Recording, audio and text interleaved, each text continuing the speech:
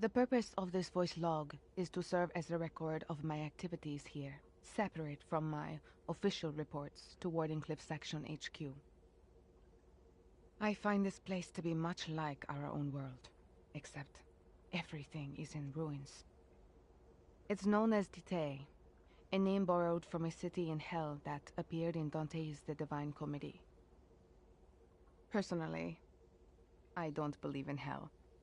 But if it did exist, I imagine it'd look a lot like this.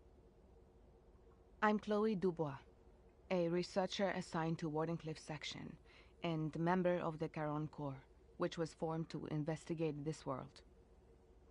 For those of you that slept through your college lit class, Caron is also taken from Dante's seminal work. He's the ferryman who carries departed souls across the river to the afterlife. It was Good Luck who came up with both names. Good Luck was always a fan of Dante's works, but I never cared for such flights of fancy. Although I respect him immensely, I don't understand his interest in such unscientific pursuits. Anyway, back to the topic at hand. My role in the Corps is focused on research, but I have also been given authority over this particular investigation. I guess you could say I'm something of this squad leader. My father invested heavily in this project, which played no small part in my assignment for sure, but we need not get into that. Even though I am technically the leader, the base camp facility is actually managed by Virgil AT9, an artificial intelligence developed by Good Luck himself. Apparently, she is responsible for communications, data analysis, and facility operations. She uses the instruments we carry on us to manage the data we gather in regards to our experiments, as well as the collection of the Cuban energy necessary for controlling the wormhole. To be honest, Good Luck's programming is nothing short of revolutionary, and that is putting it mildly. It's almost as if his mind alone is centuries ahead of us. Perhaps the most interesting thing is that Virgil's responses to our queries are strangely human-like. She speaks in a solemn tone and has a tendency to be rather rigid at times, but she also possesses a keen sense of humor that I never had. It boggles the mind to think how many people were used as reference points to develop her personality and character. At any rate, I should be able to work towards my objective starting tomorrow. I am here to research wormhole-related technology, as well as investigate the Wanderer's ecology. One of the main objectives of my research is to find a way for us to manually control these wormholes. There is a material in this world known as Cuban energy, which we believe is essential to controlling wormholes.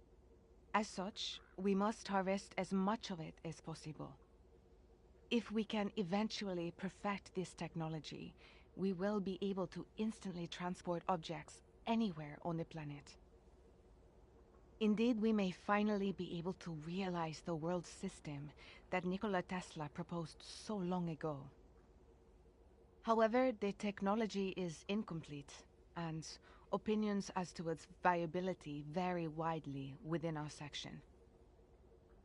I understand Good Luck's belief that we should proceed with caution, but as a scientist, it's impossible for me to ignore the new possibilities that will be open to us. I managed to overcome Good Luck's personal objections and be assigned to the team in order to continue my wormhole research on the cutting edge of the field. I figured that if I didn't, I would never be able to catch up with him. It is my desire to be the one to finally find that which has managed to elude Good Luck for so long.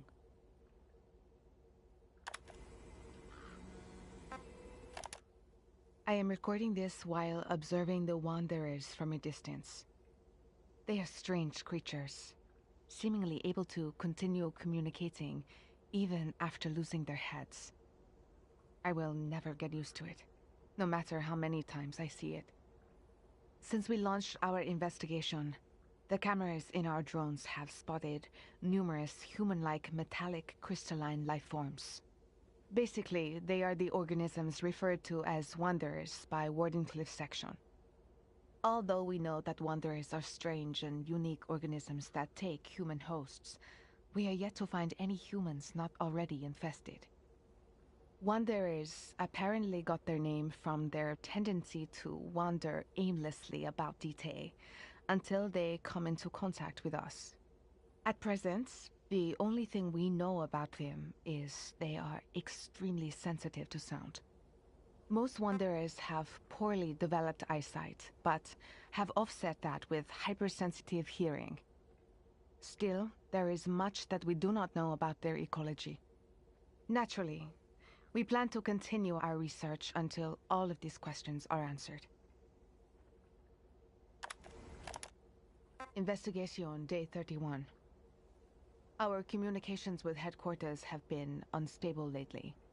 It appears to be due to excessive wear on our communications equipment. We are consulting with the tech team as to the feasibility of procuring replacement parts. Failing that, we are likely to lose communications completely at some point.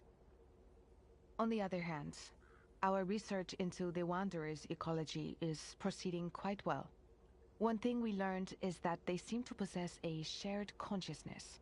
That would definitely explain everything we observed so far. This was one of our most recent discoveries. We captured one and tried to take it back with us, but other nearby Wanderers immediately began to converge on us, almost as if our prisoner had given off some kind of distress signal. As a result, we were able to come up with a hypothesis regarding this shared consciousness. The crystalline structures within the Wanderers' bodies appear to be made of Kuban energy. We've theorized that they use such energy to communicate with each other in a manner similar to the wormhole technology. With this hypothesis in mind, I would like to continue our investigation. There is one more thing I must mention. We have determined that the crystalline structures on the Wanderers' backs envelop the human brain at the point of contact and then solidify there. It may be that by destroying these crystals, we can stop the Wanderers from functioning. According to the research team, the most effective way of dealing with the Wanderers is to sneak up behind them and destroy the crystalline structure with a knife. I suppose, like any other living organism, they cannot function without a brain.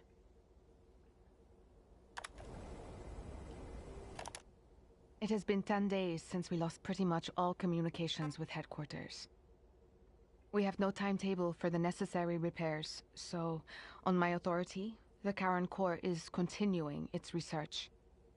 Unfortunately, there is data we need from headquarters, which means our research has basically come to a standstill.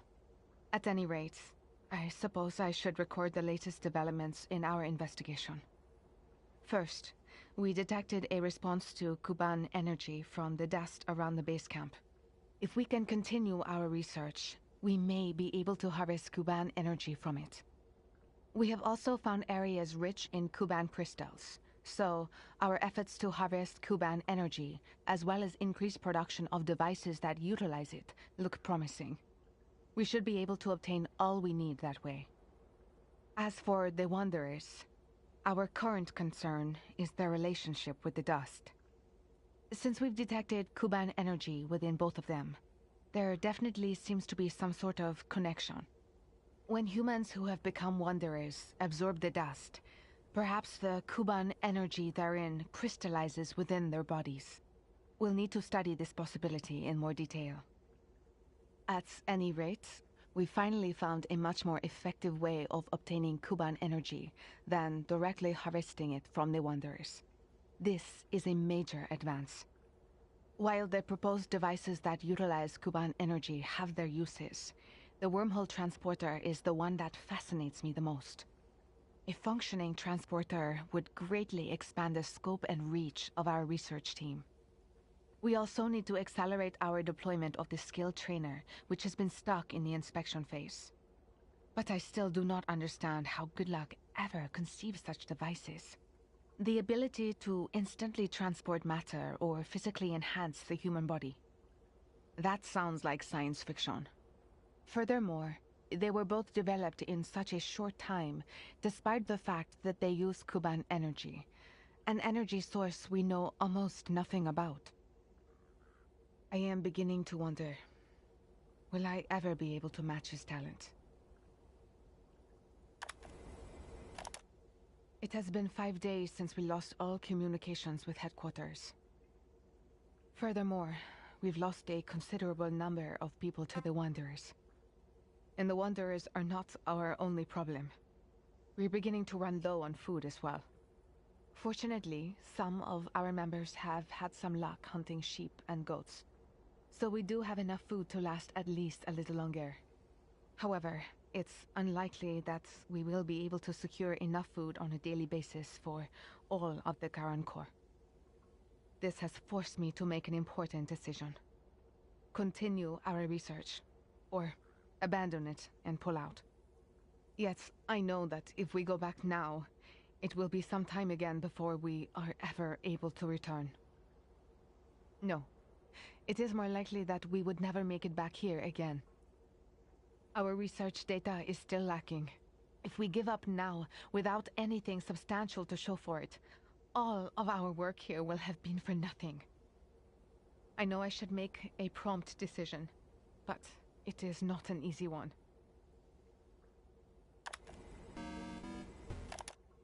Now that the wormhole digger has commenced operation, we are able to obtain an extremely pure form of Kuban energy, known as Iris energy. Finally, one piece of good news to go along with all of the disappointments. We've managed to make progress with our investigation.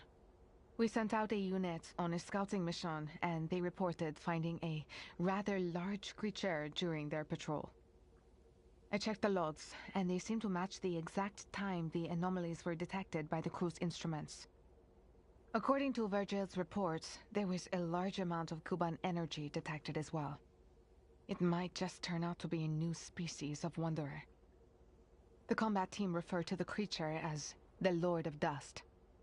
It appeared out of nowhere and then vanished just as fast. It must be moving via a wormhole. That would explain the abnormal readings from our instruments. It makes me wonder just how much Kuban energy it would take to instantly transport such a massive being. We need to find out more about this Lord of Dust. That means considerably expanding the area we explore. Additionally, our research into the dust has progressed well, enabling us to form a new hypothesis on its link to the Wanderers. However, if our hypothesis is correct... No, never mind. Investigation, day 134. We were able to use the wormhole digger to move to a location far removed from our original base camp. Since relocating to this new region, we have spotted a number of new life forms. They vary in appearance, but we have detected the presence of Kuban energy, so it is likely they are a new, unknown species of wanderers. We have given them provisional names based on the special characteristics of their morphology and ecology. Compared to our previous location, this area is far more dangerous. These new wanderers have launched a variety of attacks against us. Our research is still at a standstill, leaving us unsure about how to deal with this new threat. As a result, we have lost members, not only from the combat team, but the tech team as well. According to the latest reports, approximately 20% of our members are incapacitated or otherwise unable to carry out their duties. I should probably think about withdrawing, but given that we found new species of wanderers, there must be data here that not even Goodluck has found himself. I cannot waste this golden opportunity. As such, we must not halt our investigation just yet.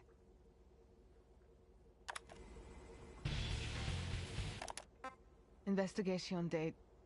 No, it does not matter what day it is anymore. Our forward operating base was attacked by the Lord of Dust. It proved to be a far greater threat than we imagined. I do not see how any normal human being could ever defeat such a monster. Many lives were lost trying to defend our base.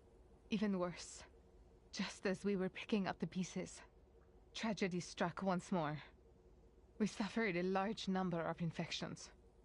There had been cases of team members left behind in the dust becoming wanderers, but there is no dust or wanderers within the FOB.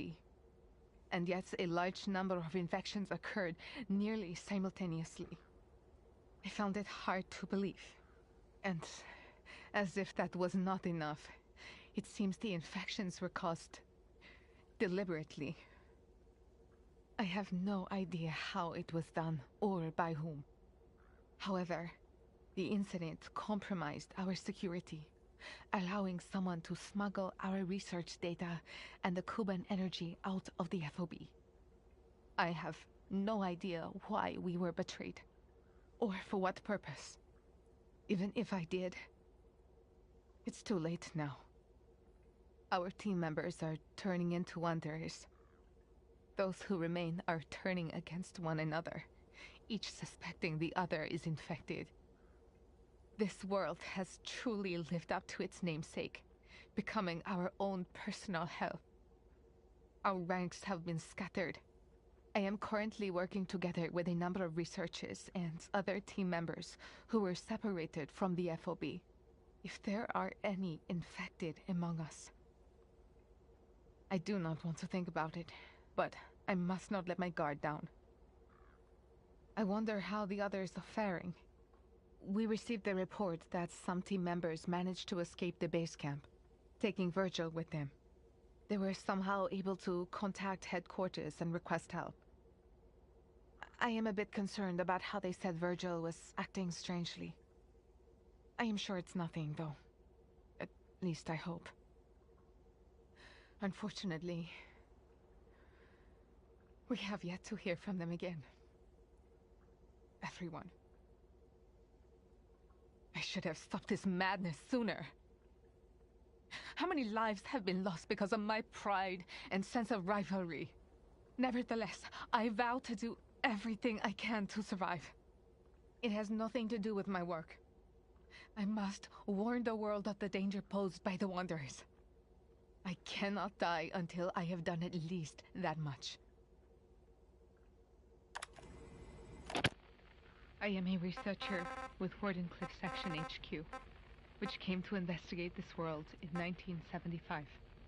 My name is Chloe Dubois. I have been separated from my colleagues. I am all alone. We were developing a system to defend ourselves against the Wanderers when one of our team members got sick.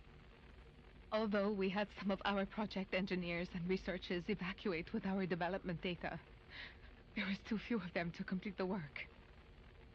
No one can survive in this world. And that includes me. Good luck.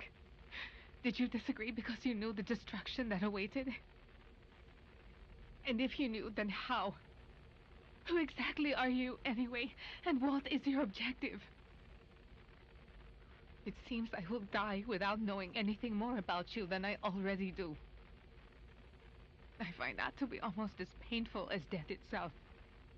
But I suppose I am simply reaping what I sowed when I chose to follow in your footsteps. I have only myself to blame for forcing this research project forward for the tiniest scraps of new information.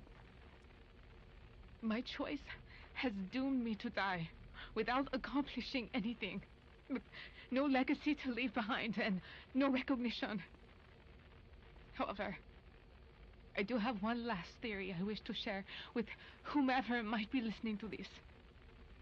May it be a testament to my life.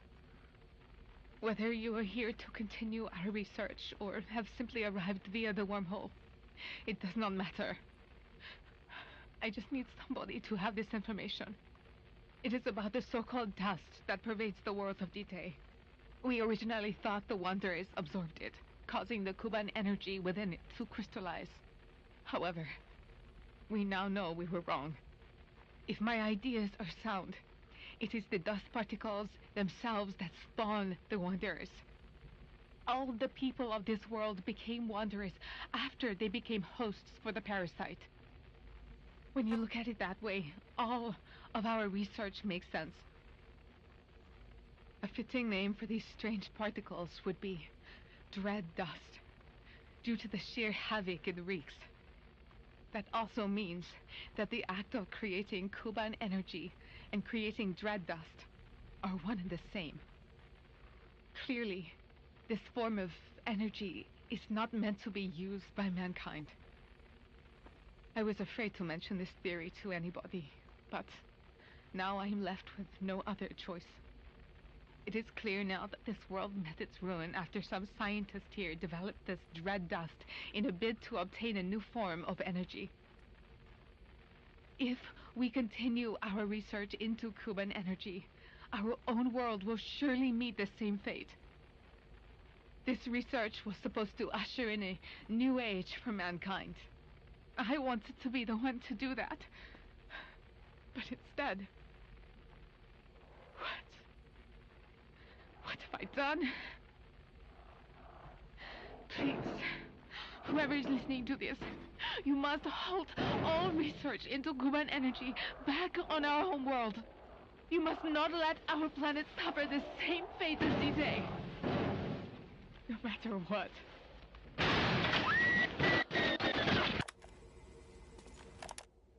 Okay, preparations are complete. My name is Enrique. I'm a communications officer for the Karen Corps, which has been tasked with investigating the world known as Dite. It's my duty to keep a log of our unit's activities and report back to headquarters on a regular basis. I'll start by introducing our team. The Karen Corps is made up of 121 members. There are a number of researchers and engineers involved with the wormholes, as well as various other specialists here to investigate this world. And of course, there are a few corporate suits from our illustrious sponsor. Along with them, we have a medical team in case of emergencies and an active unit to carry out the research and exploration on the front lines. Basically, the active unit is filled with military types, and they're also assigned to protect the numerous civilians on our team. Us communications officers are also members of this special unit. Finally, I guess you could consider the final member of the group to be our highly advanced support AI. I was also a radio operator back in Vietnam, but the survival skills I showed there helped earn me a spot on this mission. I was told I'd be serving my country and would be rewarded beyond my wildest dreams. Who could turn down an offer like that, huh? Anyway, enough talk about money. Back to our squad members. No two are alike, which at least makes things interesting around here. And you'd be surprised how many cute little honeys there are on the engineering team. There's this one girl named Chloe. She's a little older than I like 'em, but out here, I'll take what I can get if you know what I mean. I thought I was gonna be surrounded by a bunch of dudes on this trip, but now it looks like I've got a paid vacation to explore the great unknown with a fine-looking woman. Anyway, moving on. I suppose I should give my impressions about this world. The first thing we came across here were the ruined buildings. There were various vehicles strewn about here and there. Basically, it all looked like the kind of stuff you'd see back home. I heard this was some kind of parallel world to our own, but it pretty much looked and felt like Earth. If I had to state a difference, I suppose it'd have to be the fog. It's like the thickest I've ever seen. We found an area untouched by the fog and are building a base camp here in order to conduct our mission on this world. Thankfully, the materials we need for the various facilities are already here and the construction is proceeding smoothly. So I guess it's only a matter of time before we can start exploring this world and reporting our findings back to HQ. That's it for now. I'd like to go over the mission that has been assigned to the Karen Corps. Basically, our squad received a mission at the request of a certain organization. The aim of this organization is to establish viable wormhole technology. So the purpose of this mission is to recover Kuban energy and carry out research on the world of Dite and its inhabitants, which are known as Wanderers. In addition to that, my unit's also been tasked with eliminating any threats posed by said wanderers. However, there's no doubt there's more to this mission than what most of us have been told. The space race has lost considerable steam lately, leading many to believe that the US and the Soviet Union will engage in joint experiments in the near future. Naturally, the US is hoping to take the leading role in any such developments. If America can perfect the wormhole technology first, it'll be in prime position to take the lead. That has caused some people to get rather worked up, and the usual conspiracy theories abound. Then again, where there's smoke... Plus, I've got my own theory as to what's going on. Hear me out. With the ink on the Biological Weapons Convention barely dry, this serves as a sort of loophole that could allow a nation to do an end run around the treaty in order to obtain a new type of biological weapon. If a country could somehow manage to control the wanderers that inhabit this world, I wouldn't put it past some of those SOBs among the top brass. Under the veil of total secrecy, I've been given a special assignment. I was ordered to capture a wanderer alive and take it back to our world. See? I told you something was going on here. What we originally thought was fog upon arriving on this world is actually made up of minute particles and is apparently better referred to as dust. It's difficult to see through this dust, and it also makes it difficult to breathe properly. It goes without saying that you don't want to be exposed to it for too long. You need an air tank if you're going to be out there working in it, but... well, that's enough about this particular topic, I think. There's something much more important to discuss.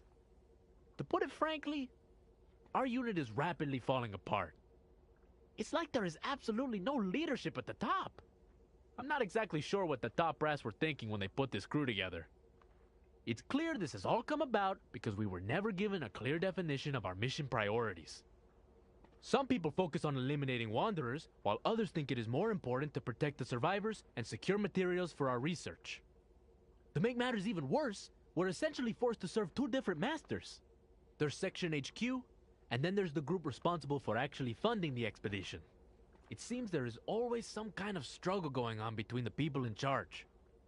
Me and some others constantly try to intervene, but it's just like adding fuel to the fire. It's as if we're all kids back in high school. I don't know what's gonna become of us. That being said, there is one man here that we can depend on. As far as I can tell, he's the only one who looks at a situation with a level head and can decide on a rational course of action to take. He joined the squad as an engineer, but he really knows what he's doing out there in the field. It might be good to work alongside him for a while and see what we can accomplish together. Maybe I can get him to help me restore order to the team as well. There's just one problem. He's not exactly the chatty type. In fact, he barely says a word. Tragedy struck our team. There was nothing that could be done. A man was badly injured after being attacked by wanderers out in the dust. However, the air tanks of the other members were depleted and they had no choice but to return to base. Even worse, we're unable to contact HQ at this time, so there's even more confusion than usual around here. This won't be the last of the casualties if we continue with our mission. The mission and that secret task that I was assigned. Capture a wanderer and return it to our world. Is that really something we should even consider? Taking one of those things back with us? There's so many of them. Probably more than we can even count. We've got no idea how they reproduce either. If left unchecked, they could just keep on spawning for eternity. Aside from that, there's something else that keeps me up at night. I really don't know how to say it, so here it is. I saw some kind of giant creature. It happened when I was out on patrol. I came across it completely by chance. This thing was so big and terrifying that it made all of these other creatures look harmless in comparison. The wormhole has brought all kinds of things to D-Day. I imagine this thing is no different. Whatever the case, if it ever decides to attack us, there's not much we can do. I quickly returned to base camp and reported the matter to my captain. Then I took a group of men and led them to where I saw the creature. However, it was nowhere to be found. My captain said that my visibility was reduced by the dust and it must have been a rock or a mountain or something. But I know what I saw. It's out there somewhere. And I know it's only a matter of time before it attacks. At any rate, We need Chloe to get that device up and running ASAP. If what they say is true, it will at least make things somewhat easier for the squad.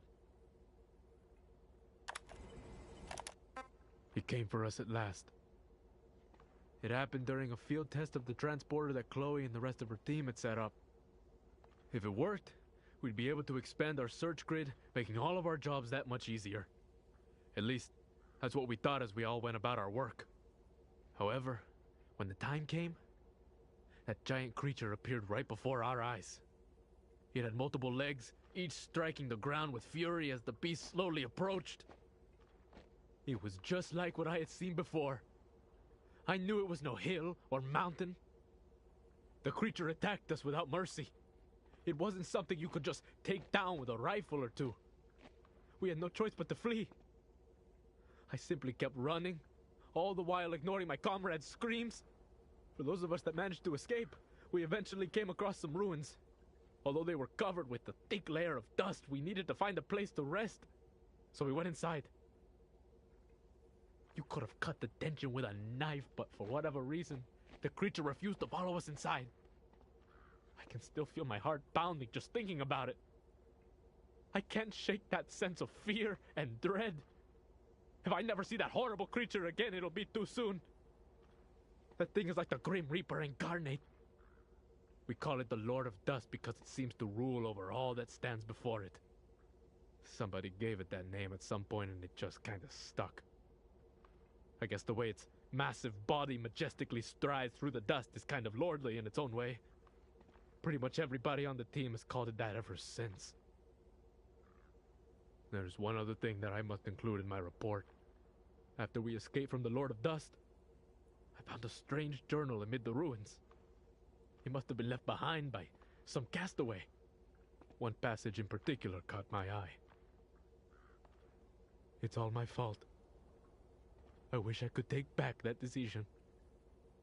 If only we could go back to the beginning.